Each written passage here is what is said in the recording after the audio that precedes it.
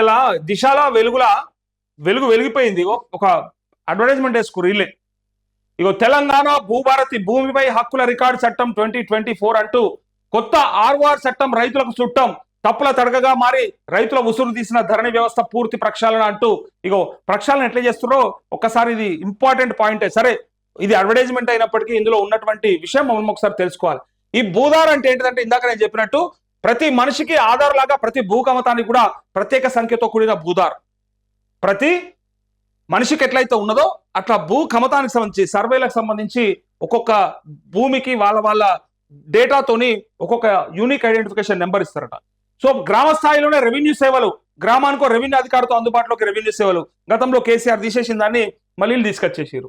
చట్టబద్ధ హక్కుల నమోదు 38E అట్లే 8B వంటి వివిధ చట్టబద్ధమైన పద్ధతుల ద్వారా పొందిన యాజమాన్య హక్కుల నమోదు చేస్తారట. అట్లే చట్టబద్ధ హక్కుల నమోదు, భూ సమస్యలకు శాశ్వత పరిష్కారం, జిల్లా స్థాయిలో 2 అంచెల అప్పీల్ వ్యవస్థ, ప్రత్యేక భూ పరిపాలన ట్రిబ్యునల్, పేద రైతులకు ఉచిత న్యాయ సహాయం అంటూ ఇక్కడ ఇదొక పాయింట్ పెట్టిరు. ఇందులో సాదా బైనామాల క్రమబద్ధీకరణ, ఆన్లైన్ లో దరఖాస్తు చేసుకుని పెండింగ్ లో ఉన్న సాదా బైనామాల క్రమబద్ధీకరణ. ఎన్ని అప్లికేషన్లు పెండింగ్ ఉన్నాయంటే చాలా మంది రైతులు వెయిట్ చేశారు.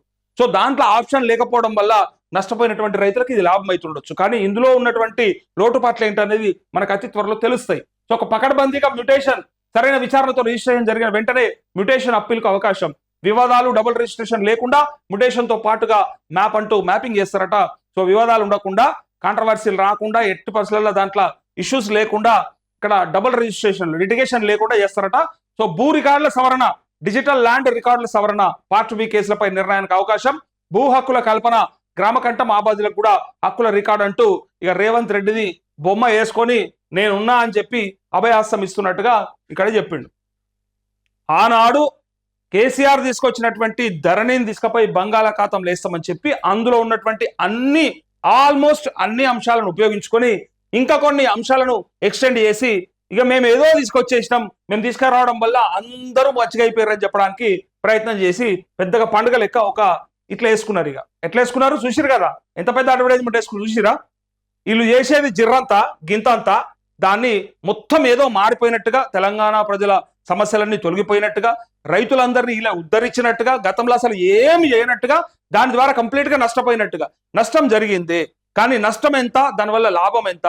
ఆనాడు కేసీఆర్ చెప్పింది మళ్ళా చెప్పులు అరిగేలాగా ఎవరి చుట్టూ తిరగాల్సిన పని లేదు, ఏ బ్రోకర్ గాని చుట్టూ తిరగాల్సిన పని లేదు, ఏజెంట్ గాళ్ళు వాళ్ళు వీళ్ళు కలిస్తే దొంగలంతా కలిసి ఏదైనా చేస్తే ఆనాడు భూ హక్కులు ఎట్లయితే కోల్పోయిన పరిస్థితి ఉండో అది ఇలా ఎవ్వడూ మార్చడానికి లేకుండా, మధ్యలో ఏ అధికారికి అవకాశం లేకుండా, కింద విఆర్ఓ నుంచి మొదలు పెడితే చీఫ్ మినిస్టర్ దాకా ఎవ్వరు కూడా నీ భూమిని మార్చే హక్కే లేకుండా చేసినటువంటి నేను రైతులకే హక్కు ఇచ్చిన, రైతు బుడనవేలుతో తప్ప ఇంకా దాని భూమి మీద ఎవడు మార్చలేడు అని చెప్పి ఆయన తీసుకొచ్చిన ఏదైతే ధరణి ఉందో పేరు మార్చి భూ మాత అని చెప్పి, ఇక్కడ భూమాత లేచిన పేరేంటిది, ఇది భూభారతి. భూభారతి అని తీసుకొచ్చారు కదా. సరే, భూభారతి ద్వారా మీరు రైతులకు మంచి చేసి చూపెట్టుర్రి. దీంట్లో చేసింది జర్రంత అయితే చెప్పుకునేది కొండంతలాగా, ఇక మొత్తానికి మొత్తం దాన్ని బిల్లునే మార్చేసినాము, గతంలో చేసిన దాంట్లో మొత్తం తప్పుల తడకలే ఉన్నాయి, అలా ఏమీ లేదంటే పాయింట్స్ ఇందాక మనమే చూసినాం.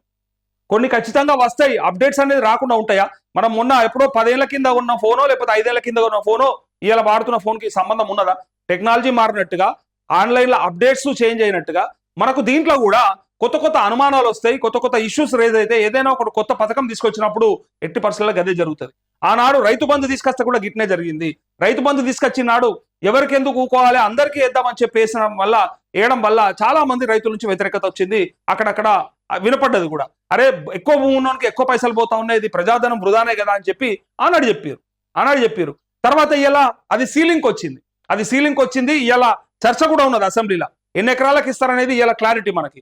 ఇలా ప్రభుత్వం సైడ్ నుంచి వాళ్ళ ఆలోచన ఏంటిది, ఎన్ని ఎకరాలకు ఇవ్వదలుచుకున్నారు, ఎన్ని ఎకరాలకు ఇస్తే ఎంతమంది రైతులు లబ్ధి పడతారనేది లెక్క ఇలా కొంత క్లారిటీ వచ్చే అవకాశం ఉంది. అందులోనే రైతు రుణమాఫీకి సంబంధించి కూడా ఖచ్చితంగా చర్చకు వస్తుంది. ఇలా మనకు ఉన్నటువంటి అనుమానాలన్నీ కూడా అక్కడ అసెంబ్లీలో తీరే అవకాశం ఉంటుంది. ఇక తీరకపోతే దొంగవడు, దొరవడు, రాజవడు, రాకాశవుడు ఇలా క్లారిటీ అయిపోతుంది, మనకు క్లారిటీ వచ్చేస్తుంది. మన కోసం వాడు ఆలోచిస్తున్నా లేదా అని తెలుస్తుంది.